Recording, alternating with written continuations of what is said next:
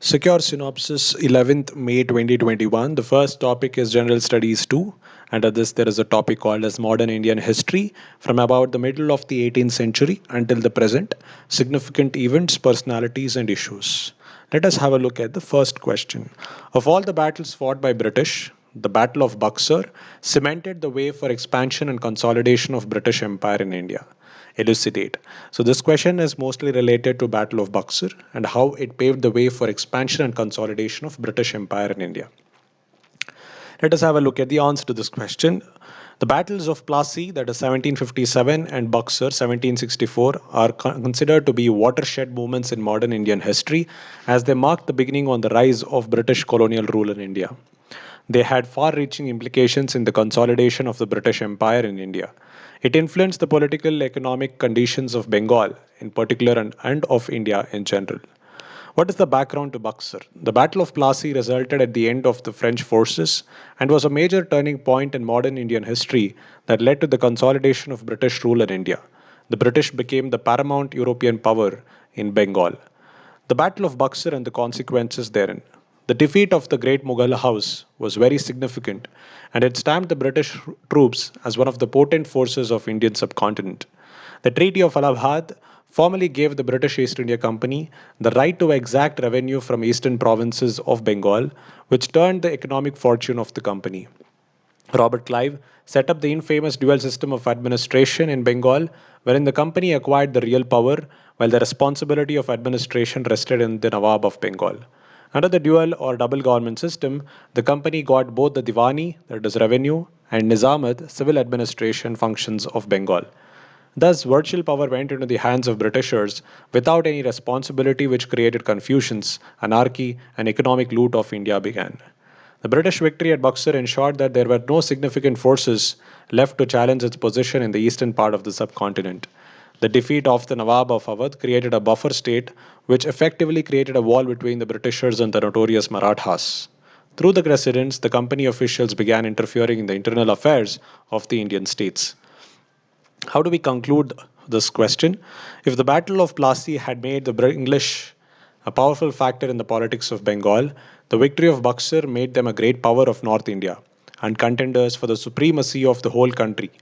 The Buxar battle resulted in strong foothold of British as not only economic power but also political power in India. Let's move on to the next topic, General Studies 2. The topic under this is bilateral, regional, and global groupings and agreements that involves India and or that affects India's interests. Explain how broadening the Quad's current strategic orientation to improve economic links could result in a win-win situation for all parties concerned. This question is mostly related to Quad.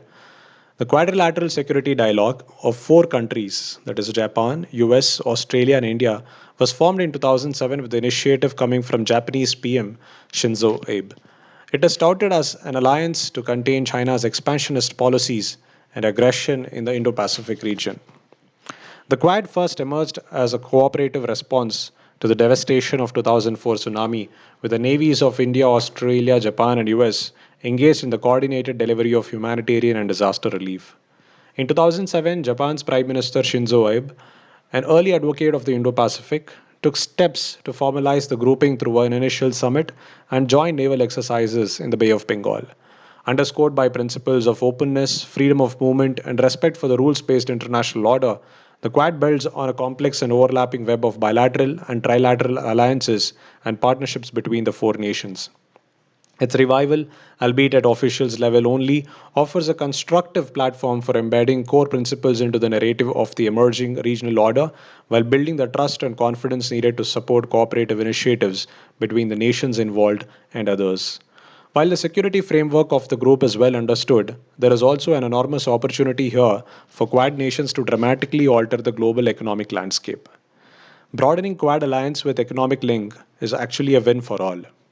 According to a paper in Journal of Economic Structures, if Quad countries were to sign a trade agreement where bilateral tariffs are scrapped, India's real GDP could increase by 0.2% or $2.7 billion dollars a year, while exports could rise to up to 2.5% or $5.7 billion. Dollars. Sectors where India's exports are competitive, such as clothing, textiles, and light manufacturing, would benefit the most. If other nations or groupings like ASEAN were to join such an FTA, that is free trade agreement, and engage in reducing non-tariff barriers, the benefits for member countries could be exponentially higher. So given the economic turmoil the region has faced during an unprecedented year, to emerge stronger from the crisis, there is a compelling case for India and its Quad allies to embrace even greater trade, investment, and economic cooperation. Amongst all the ties, US India is more crucial. US India cooperation on energy and infrastructure can serve as an effective platform to enable greater job creation in India, which is currently on a multi-dimensional energy transition journey towards increasing its renewable capacity. The Japan-India duo can work together to maintain a free, open, and inclusive Indo-Pacific region as a level playing field to fuel economic activities for countries across the littoral.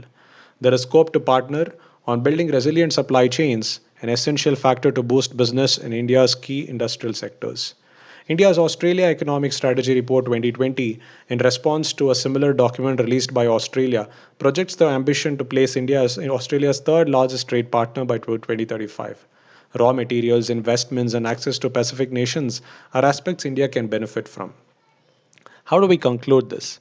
Political and economic imperatives suggest that the confluence of two C's, posited by PM Abe in his address to India's parliament in August 2007, could play a critical role in global strategic and economic policies in the years to come. Let's move on to the next topic, issues relating to poverty and hunger. With the backdrop of pandemic, advanced use of technologies has led to deepening socio-economic inequalities in the country, critically examined. This is basically talking about digital divide and how the pandemic has enabled people from rich backgrounds to access information, and at the same time people from the poor backgrounds were not able to access information in a similar manner. Introduction. The novel coronavirus pandemic has accelerated the use of digital technologies in India, even for essential services such as health and education. But not everyone may have equal access to digital technology. Worse, in Hyderabad and Bangalore, techies were seen booking vaccine slots in suburban PHCs, while the rural native folks struggle to get vaccinated. Digital economy transition in the wake of pandemic. With business closing their doors and governments urging their citizens to stay home, the coronavirus has had a profound global impact. Across the globe, the reduced in-store activity is driving increased e-commerce activity. For example, consumers in India are turning to online grocery shopping. According to an assessment by DMEXO survey in USA, the COVID-19 crisis will accelerate the pace of digital transformation. Nearly the entire digital sector is currently working from home. Working from home environment will be accepted more and more by employers and employees in these in situations. Collaboration tools like Skype video conferencing, BlueJeans video, Cisco WebEx are being reinvented. More companies will opt for customized version of these tools in the near future for data protection. Expansion of the internet will accelerate, data protection and security will get more focus henceforth. However, digital economy remains elusive to most parts of the world, third world nations, and even within India, there remains a huge digital divide. Even today, smartphones, computers, and internet are inaccessible to many around the world. Most of the digital infrastructure is centered around urban areas. Digital divide and inequality. Economic disparity is created between those who can afford the technology and those who don't. Education, the digital divide also impacts children's ability to learn and grow in low income school districts. Without internet access, students are unable to cultivate necessary tech skills in order to understand today's dynamic economy. According to National Sample Survey data from 2017, only 6% rural households and 25% urban households have a computer. A lack of information. Almost all India's socio-economic problems had links to the digital divide, which had come to stay during the era of digital revolution and then again during the era of internet revolution in India. Rural India suffers from the information poverty. Information is controlled by a few at the top of the pyramid who restricts its percolation down to those at the bottom. Political empowerment and mobilization in the age of social media is difficult when there is digital divide. Access to healthcare. In several instances, developing an app is being seen as a solution for allocation of various health services, but due to online booking, many poor are unable to get the drugs and beds in time. Burden on poor. Digital solutions create additional bureaucracy for all sick persons in search of these services. Without disciplining the culprits, along with paperwork, patients will have to navigate digital work. Platform and app based solutions can exclude the poor entirely or squeeze their access to scarce health services further. Access to vaccine in other spheres, example vaccination too, digital technologies are creating extra hurdles. The use of COVID to book a slot makes it that much harder for those without phones, computers, and internet. Conclusion: there is a potential in this adversity to make India a digital hub. However, it must be ensured that the welfare measures are not dependent on internet or smartphone access because those who need it the most will be excluded from it. This will deepen the socio-economic inequality. The next topic: issues relating to development and management of social sector services relating to health, education, human resources. Discuss the problems and prospects of possible national health services in the country. A very good question. So, how do we explore the opportunity of having national health services similar to United Kingdom?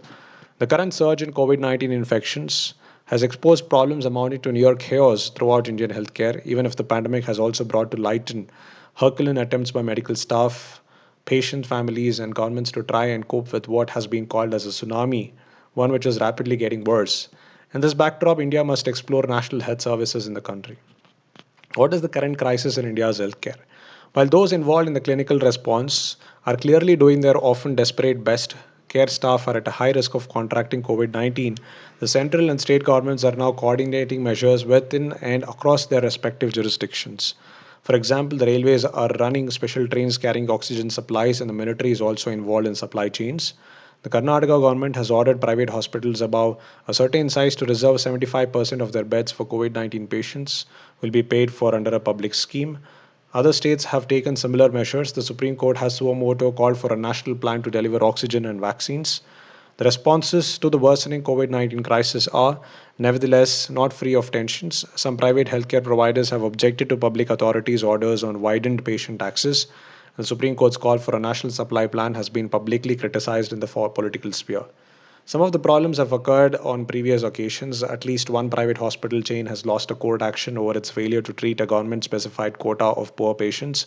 The quota was a condition of help with land allocation to build a hospital. Prospects of National Health Service. Britain's experience with NHS has been very encouraging. The result is a mighty achievement in public policy, politics, and the provision of top class universal healthcare, including training, research, and changing engagement with public as society changes. The service is funded entirely from general taxation. The budget includes payment to general practitioners, most of whom remain private providers but are paid by the state for treating NHS patients. Items listed in general practitioners' prescriptions incur no charges in the devolved regions of Scotland, Wales, and Northern Ireland, and in practice, only a proportion of patients in England have to pay for prescription items. All hospital treatment and medicines are free, as are outpatient and follow up appointments. The British public share the cost through their taxes and almost without exception receive treatment solely according to their clinical needs. With about 1.1 million staff, the NHS is the largest employer in the UK. Its current budget is about 7.6% of the GDP, but despite its size and scale, it provides highly localized access to care. Problems in adopting the model. Among the many problems are the largely unintended inequalities in the time and attention given to patients of different social classes. This discovery resulted in a substantial changes, huge and frequent reorganization imposed by central government and often ideologically driven underfunding. Nevertheless, many senior hospital consultants who were supposed to a public health service when the NHS started have declared unreserved support for it in at least one national conference resolution. India's tax collection, however, is not robust. With cutting down of corporate taxes, this will place more burden on the government. There is a problem of multiplicity of schemes in India, especially center and states have their own agenda with political underpinnings. Rajya Sabha must endorse such a service, and states won't agree to this, calling it as a usurpation of their powers. India now faces a very serious health crisis, possibly the worst since independence. By all accounts, several areas of the Indian healthcare provision are under severe strain. Conclusion: the precise structure envisaged may need some adaptation for today's society and conditions, but dealing effectively with the pandemic may require much more than creation of a service. Immediately, India must ramp up its health infrastructure and increase the spending to 1.2% of the GDP. Next is General Studies 3. Under this, there is a topic called as infrastructure, energy, ports, roads, airports, and railways. The question: what are the problems being faced by the power sector? How can these problems be resolved with the help of Draft National Electricity Policy 2021? This is mostly related to electricity and power and the draft policy. Let's have a look at the answer to this question. The government has finally decided to take the plunge and revise the National Electricity Policy by invoking Section 3 of the Electricity Act 2003. The policy aims to make electricity available to all households in the next 5 years. NEP 2021 will help to supply reliable and quality power of specified standards efficiently manner at reasonable rates. Now let's have a look at the problems of power sector. Poor financial condition of power distribution companies, which are also called as discoms. The regulatory commissions, while calculating tariffs, often deferred the recovery of revenue for the future. This resulted in weakening of the financial health of the discoms due to under recovery of the prudent cost. We have been slow in adopting more stringent environment norms for our power stations, and we have done practically nothing on carbon capture and sequestration. We have not been able to add to our hydro capacity, which could play a crucial role in balancing the grid with increasing thrust on renewable generation. We have fuel supply issues and are unable to meet our domestic demand through indigenous mining. Delays in adoption of tariff. The regulatory commissions adopt the tariff that has been determined through a transparent process of bidding in accordance with the tariff policy issued by the central government, but no time limit has been prescribed for the process. Also, the Act mandates the regulatory commissions to determine the tariff after receipt of the subsidies. Thus, the tariff contains a subsidy component and is not cost reflective. Enforceability of performance of the contracts. The 2003 Act recognized the contracts for supply and purchase of electricity but does not specifically deal with the issues related to non performance of the contract. Non performance of the contract created uncertainty, upset investment decisions, and adversely affect ease of doing business. Despite the central government connecting 100% of households in the country with the national power supply grid, quality of power and duration remains an issue. Draft National Electricity Policy 2021. NEP 2021 covers multiple areas: grid operation, power markets, regulatory process, energy efficiency, optimal generation mix, transmission, distribution, and many more. The draft talks about the creation of electric vehicle charging stations, smart meters, power markets, environment, and more. National electricity policy address various issues such as rural electrification, generation, transmission, distribution, recovery of the cost services, and targeted subsidies.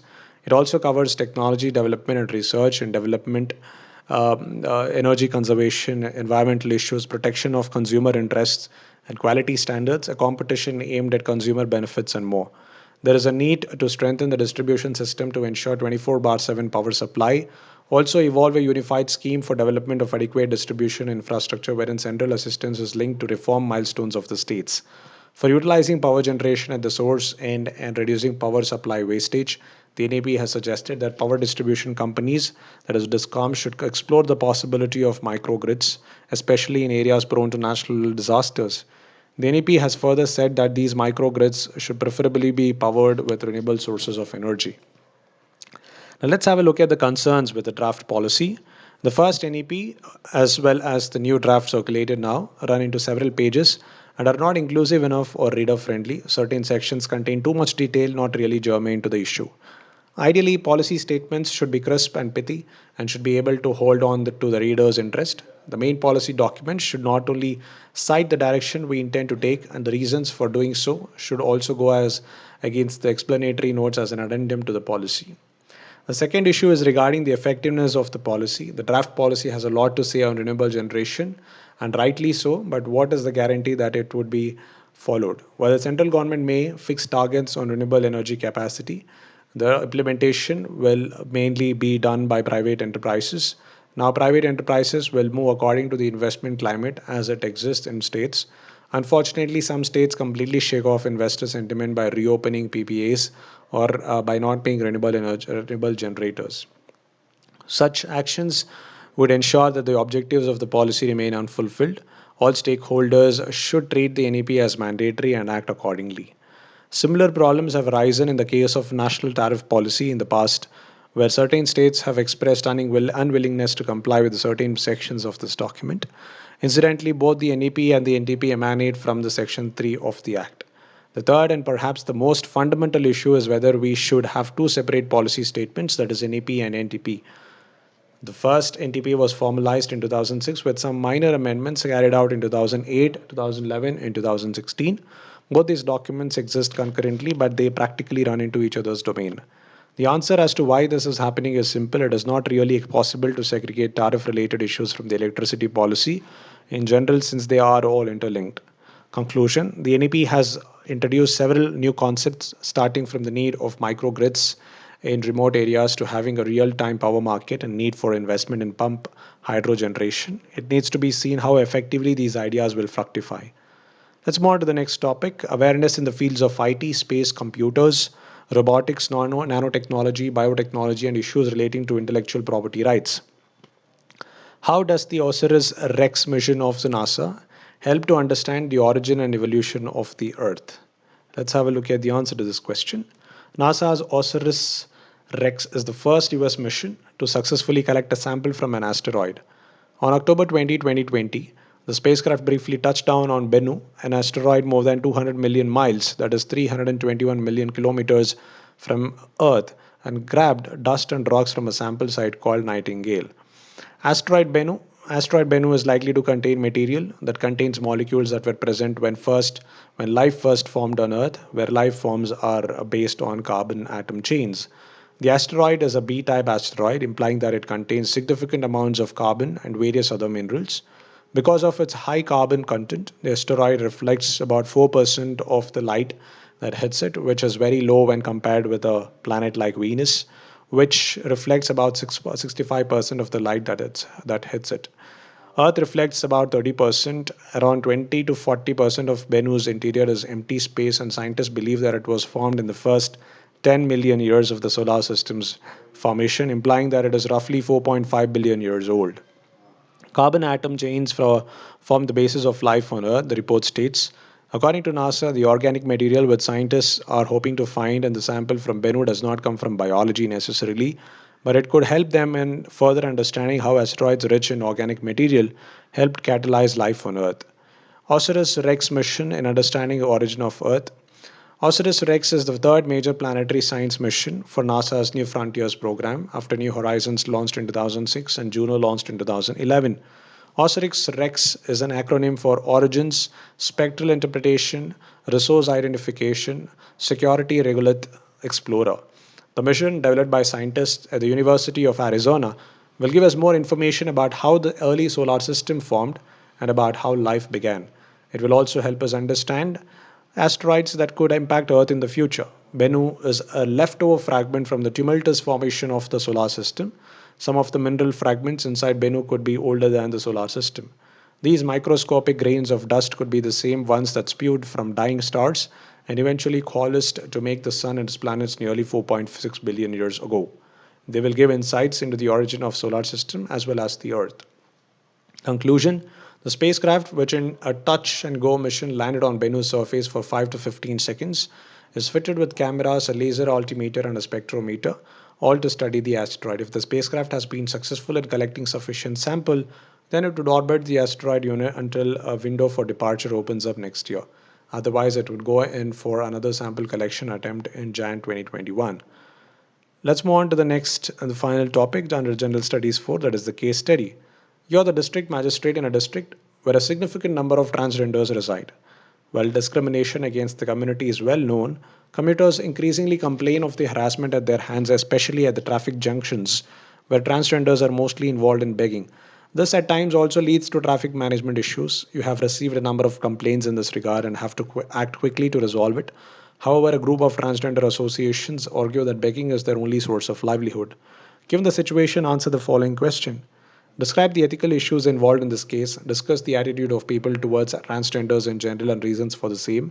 What possible courses of action can be undertaken in such situation? Discuss their merits and demerits. Transgender is an umbrella term under which fall people who live their daily lives as gender opposite to that which is associated with the sex they were assigned at birth. Transgender men and women, people who identify outside the binary categorization of gender, non binary, or people who cross gender boundaries in some way. Now, what are the ethical issues involved here? Disempowerment of transgenders, violation of the human rights of trans people, lack of empathy towards transgenders, discrimination that leads to injustice to one community, non challenge towards their well being, denial of social security and welfare to transgenders. Attitude of people towards transgenders, general public eyes them with disgust and suspicion. Transgenders are not accepted by Indian society and they are ostracized and shunned by the larger community. It is for this reason they resort to begging as livelihood opportunities are very less. Their social ostracization also had direct effect on their education. A lot of superstition is associated with respect to transgenders. They're considered as good omen during ceremonies, but that has not translated into the society, viewing them as human beings. Course of action. The root of the problem is complete isolation and alienation from the society. Without giving them adequate health education, healthcare, and protection from exclusion and social boycott, cannot expect them to stop begging because that is the only means of earning money for them. The simulating Gujarat and Kerala, there needs to be an institution that is Garima Greh in Gujarat to provide them shelter, education, capacity building, and training. I will also talk to the transgender community members and understand their issues and try to elevate them. By educating them and developing their skills, they can be placed in jobs alongside mainstream society. For this to be successful, there should be an awareness and sensitization campaign among the general public. Companies and industries must be convinced to have a transgender workforce with adequate code of conduct in place towards them. For instance, Kochi Metro hired many trans people and was a huge success. Merit of this action is that it addresses the problem at the core. A holistic solution can emerge from the above course of action. The key is integrating them with the rest of the society. Any long term solution will not stem from preventing trans people from begging, rather, giving them alternative opportunities. Concluding these beautiful questions, though it is important to provide relief to general public, the perspective of transgender community must be emphasized or empathized, else the solution will not be sustainable in the long run and the status quo will rebound. Implementing the Supreme Court directions of giving them special treatment in certain matters will go a long way in integrating them in the society.